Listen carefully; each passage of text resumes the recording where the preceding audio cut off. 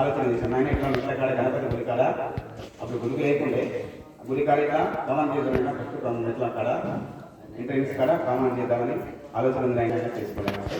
ఒక వారం 10 రోజులు ఉండి ఇక్కడే ఉండి ఆ పని మొదలు పెట్టాము. అయితే అదేవిధంగా ఇక్కడ వారం 10 రోజులు ఉన్నాము, ఇక్కడే ఉంటున్నాము రోజు. అదే ఊళ్ళో ఆయనతో ఒకసారి మనం చేసాం నాకు. ఆయన ఒకసారి అమ్మతో మాట్లాడిపించింది. ఆయన ఒకసారి నాకు అంటే దూరంతో దర్శనం చేసుకునే కానీ అమ్మతో స్వయంగా మాట్లాడాలనేటువంటి ఒక కోరిక ఉండే నాకు. అది కొత్తపల్లి అసలు రాకముంది అన్నట్టు అది విషయం. అదే విషయం ఆయనతో వెళ్తే మీరు ఇక్కడ ఆశ్రమంలో కొత్త ఇక్కడ యమనగిరి ఉండేటట్లయితే మాట్లాడిస్తానని అంటున్నాను. ఆయన 2 సార్లు అట్లా అడిగితే కూడా అదే విషయం చెప్పాడు నాకు.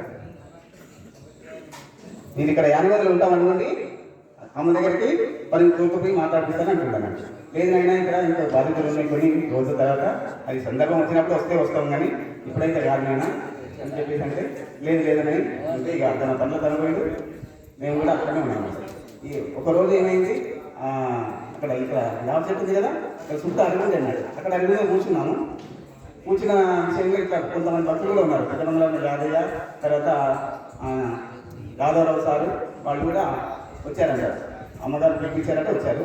మేము పోతున్నామని అంటే ఏదో ఛాన్స్ దొరికించుకొని మేము వాళ్ళు ఎంత పోయినాక ఇక్కడ ఉత్తరం ద్వారా ఉందన్నట్టు ఒకటి క్రమానికి రాంపల్లి వాళ్ళకి కూడా ఉంది. ఆ గోడ వారికి పోయి అక్కడ 2 గంటలు కూర్చున్నాం అన్నట్టు. కూర్చున్నాక అమ్మ వాళ్ళతో మాట్లాడి వాళ్ళతో మాట్లాడారు. అమ్మ లోపలికి రూమ్లోకి వెళ్ళిపోయారు. ఇక మేము అమ్మ అప్పటికే మంత్రం తీసుకున్నాక బాలమన్న దగ్గర జపం తీసుకున్నా కూర్చున్నాం అన్నట్టు. ఎవరి పనులు వాళ్ళు మాట్లాడి బయటకు వచ్చేసారు అందరూ. స్వామి ఏమో మహామందిలో ఉన్నాడు. అమ్మకు తెలియదు, వచ్చే సంగతి అమ్మకు తెలియదు అన్నట్టు. ఎవరు చెప్పలేదు ఇప్పుడు అమ్మకు ఇట్లా వచ్చిరమ్మ. కొద్దిసేపు అక్కడ రిపేర్ తీసుకుని కూర్చున్నాం. అమ్మగారు దిశలో పట్టుకొని వచ్చారన్నట్టు. ఒక్కటే వచ్చారమ్మ. ఎవరినైనా ఎందుకు వచ్చింది ఇక్కడికి, ఎందుకు వచ్చిండు, ఎవరి రావద్దు ఇక్కడికి రావద్దు అని చెప్పేసి అమ్మగారు స్వయంగా దగ్గరికి వస్తుందన్నట్టు. మేము లేచి అమ్మగారు స్వార్థంగా నమస్కారం చేసాం కానీ ఏం నోరుకోలేకుండా మాట్లాడడానికి.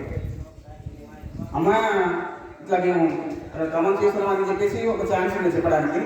అది నోటికి ఏం చెప్పడానికి ధైర్యం లేదు కూడా కాదు కానీ చెప్పడానికి నోరు వస్తలేదు నాకు. అన్నగా వస్తలేదు, నాకు వస్తలేదు. నిలబడిపోయినా అన్నట్టు అంతే. అమ్మగారు 2 సార్లు ఎవరైనా అయితే 4వ తారీఖు అమ్మది అమ్మ గర్భగుడి ముందర ఆ పల్లకి ఆపి అడిగంగా ఆయన చెప్పాను. ఆర్తి అయింది కదా, ఆర్తి చేసేయండి అని చెప్పేసి పల్లకి అట్టే పట్టుకున్నారు. ఆర్తిస్తున్నాము. ఆ ఆర్తి సందర్భంలో ఇక మన ఇక్కడే ఉన్నాడు ఆయన. ఆయన రాత్రి చెప్పమంటే బయట చెప్పలేదు అన్నట్టు. భయపడ్డాడు. బయటను నేను చెప్పరాదని ఆయన అంటున్నాను. అది భూషణ ఇక్కడ లేచి లేడు. అయితే ఆయన అమ్మగా మేము ఆర్తిస్తున్నా కనిపిస్తున్నా మేము చూడలేదన్న గర్భగుడిలో మేము ఆర్తిస్తున్నాము. అమ్మ ఆయన గొడవలు ఎట్లా కూర్చున్నాను. అమ్మ త్రిశూలం పట్టుకొని చెప్తే మనం దర్శనం ఇచ్చారో అప్పుడే మరుక్షణంలో మాయమవుతారు. అందరూ అలా అయిపోయింది.